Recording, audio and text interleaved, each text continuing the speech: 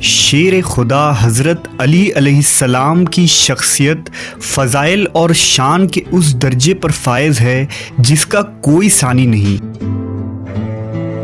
دشمنان اہل بیت نے امام علی علیہ السلام کے فضائل پر پردہ پوشی اور کردار کو معمولی ثابت کرنے کی بہت کوششیں کی، مگر آپ کی شان و فضیلت مشرق سے مغرب تک تا قیامت عیاں ہیں۔ آخری نبی حضرت محمد صلی اللہ علیہ وسلم کی پوری سیرت میں مولا علی علیہ السلام کا ایک خاص کردار ہے، خواہ وہ آغاز و رسالت ہو، ہجرت کا واقعہ ہو، خیبر کی شجاعت کا ذکر ہو، خندق میں بہادری کا واقعہ ہو یا غدیر کا منبر ہو۔ ہر اہم واقعات میں علی ابن ابی طالب کی سرگرمیاں پیش ہیں۔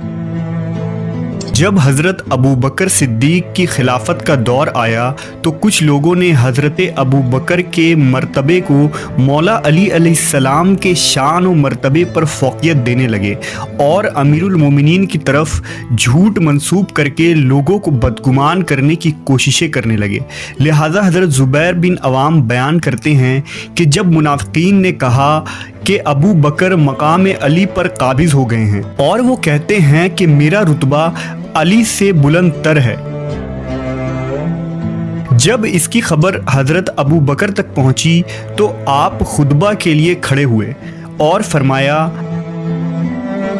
ہمیں چاہیے کہ ہم بے دین لوگوں کی باتوں پر صبر کریں۔ ایسی باتیں کرنے والے منافق ہیں جو مجبوراً ذلیل ہو کر اسلام میں داخل ہوئے۔ یہ منافق کہتے ہیں کہ میں یہ کہتا ہوں کہ میں علی سے افضل ہوں، میں ایسی بات کیسے کہہ سکتا ہوں، حالانکہ میرا ماضی علی کی ماضی کی طرح نہیں۔ وہ قرابت جو علی کو نبی صلی اللہ علیہ وسلم کے ساتھ تھا وہ مجھے نہ تھا۔